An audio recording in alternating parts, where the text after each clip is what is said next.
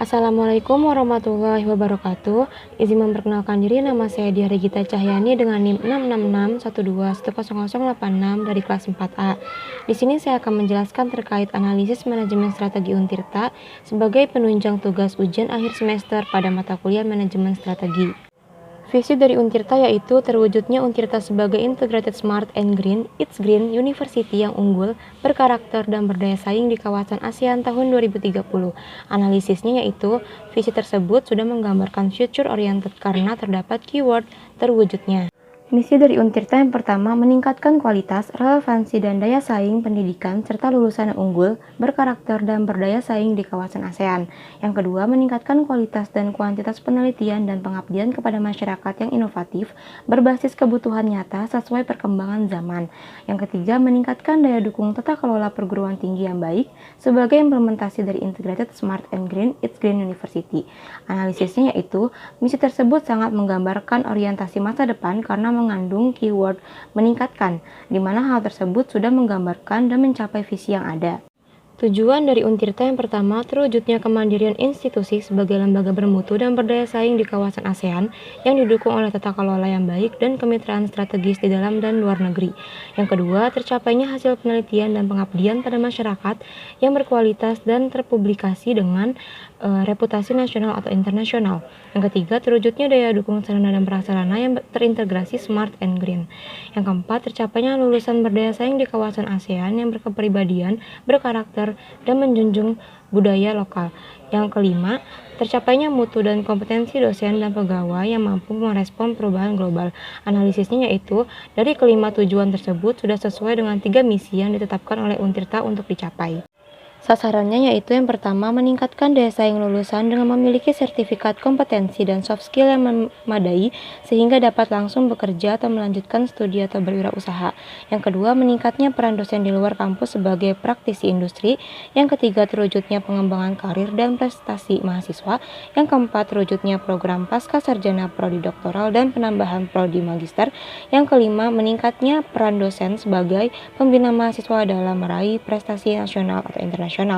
Yang keenam, meningkatkan mahasiswa dengan lulusan cum laude 3,5 tahun. Analisisnya yaitu, dari sasaran tersebut sudah sesuai dengan tujuan yang ada, dengan menggambarkan lebih detail dan mengandung unsur SMART yaitu specific, measurable, attainable, reasonable, dan time bound. Selanjutnya, analisis faktor lingkungan internal atau Internal Strategic Factors Analysis Summary atau IFAS. Yang pertama ada kekuatan atau strength. Terdapat SDM yang berkualitas dengan bobot 0,16, rating 4 dengan nilai 0,64. Yang kedua, fasilitas sarana dan prasarana serta bangunan gedung yang cukup memadai dengan nilai 0,28. Yang ketiga, memiliki akreditasi institusi A dengan nilai 1. Yang keempat, kualitas pembelajaran yang cukup baik dengan nilai 0,30. Yang kelima, memiliki gedung kampus baru yang representatif dengan nilai 0,04.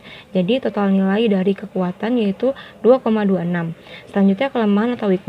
Yang pertama, lokasi kampus yang tersebar cukup berjauhan di berbagai lokasi dengan bobot 0,15, ratingnya 4 dan nilainya 0,60. Yang kedua, respon dalam e-service yang cukup lama dengan nilai 0,14. Yang ketiga, jumlah buku ajar yang dihasilkan oleh dosen masih kurang dengan nilai 0,16. Dan yang keempat, lokasi kampus baru yang kurang strategis dengan nilai 0,39. Jadi total nilai dari kelemahan yaitu 1,29. Dan jika digabungkan antara total nilai kekuatan dengan total nilai kelemahan yaitu 3,55. Kemudian analisis faktor lingkungan eksternal atau External Factors Analysis Strategi atau EFAS. Yang pertama ada peluang atau opportunity, memiliki kerjasama dengan pihak penyelenggara beasiswa dengan bobot 0,30 rating 3 dengan nilai 0,30. Yang kedua, masyarakat Banten yang terus mengalami peningkatan dengan nilai 1. Yang ketiga, meningkatnya transportasi untuk memudahkan mahasiswa dengan nilai 0,16.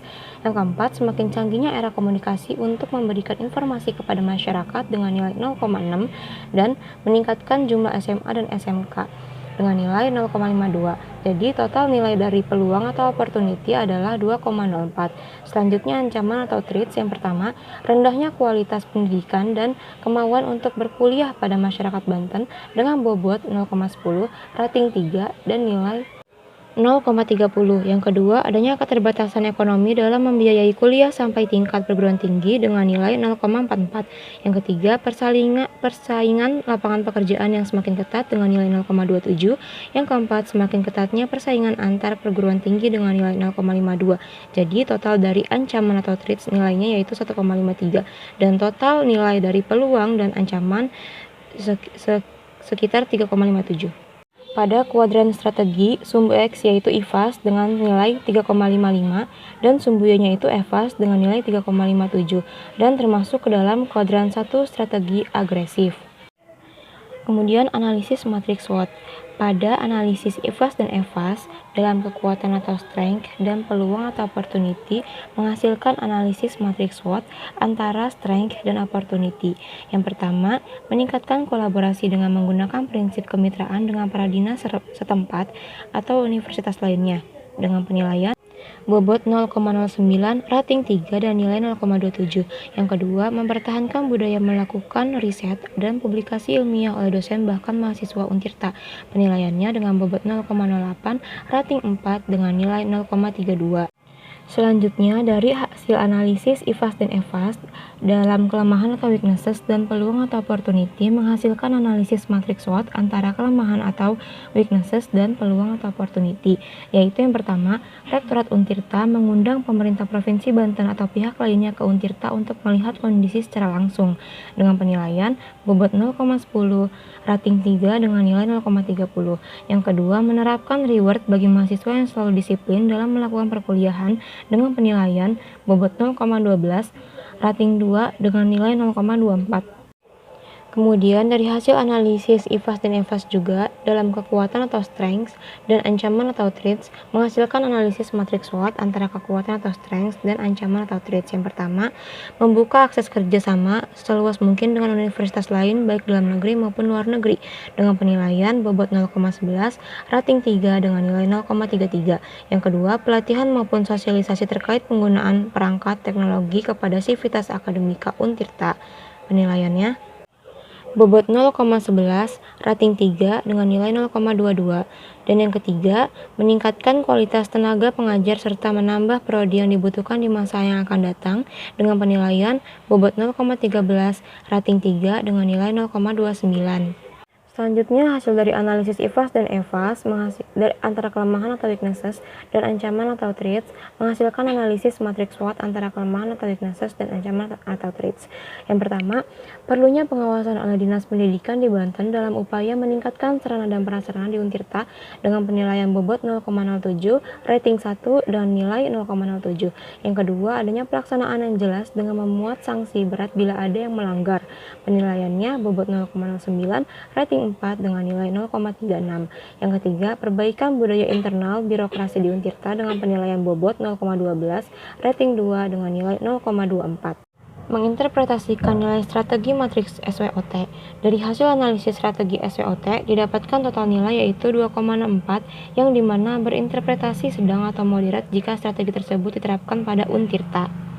Kemudian balance scorecard yang pertama perspektif keuangan, objektivitasnya pendapatan operasi, tujuannya dana untuk penelitian, operasional, dan produktivitas pengajaran, indikatornya yaitu jumlah dana yang diterima untuk penelitian dan operasional, serta dana dari pembayaran mahasiswa. Yang kedua perspektif pelanggan, objektivitasnya mahasiswa, tujuannya kepuasan mahasiswa dan lulusan yang berkualitas, indikatornya gaji awal alumni Untirta dan kemampuan untuk mendapatkan akses pekerjaan sesuai minatnya. Yang ketiga, perspektif proses internal, objektivitasnya keunggulan program dan inovasi, tujuannya pengenalan program baru, indikatornya perkembangan dari setiap prodi terhadap isu yang up to date dan program yang bertaraf internasional. Yang keempat, perspektif pembelajaran dan pertumbuhan, objektivitasnya kualitas fasilitas, tujuannya fasilitas fisik yang memadai bagi warga Untirta dan indikatornya yaitu ruangan, laboratorium, peralatan, dan fasilitas lainnya yang memadai dalam menunjang perkuliahan di Untirta. Kemudian implementasi dari Untirta yaitu meningkatkan daya dukung tata kelola perguruan tinggi yang baik sebagai implementasi dari Integrated Smart and Green It's Green University. Pada saat ini Untirta telah mengimplementasikan salah satu misinya tersebut dengan menjadikan kampus yang Integrated Smart and Green It's Green dalam mencerdaskan mahasiswa dan mengembangkan lingkungan. Kemudian evaluasi dari Untirta yaitu organisasi sektor pendidikan yaitu Untirta ini perlu melakukan pemantauan secara rutin terkait pelayanan akademik yang diberikan oleh akademik kampus terhadap mahasiswanya dan memastikan SOP dan tujuan sudah dilaksanakan dengan baik oleh warga kampus Untirta. Mungkin itu saja yang dapat saya sampaikan terkait analisis manajemen strategi dari Untirta. Semoga pemaparan materi ini dapat bermanfaat bagi yang menonton. Sekian presentasi dari saya. Wassalamualaikum warahmatullahi wabarakatuh.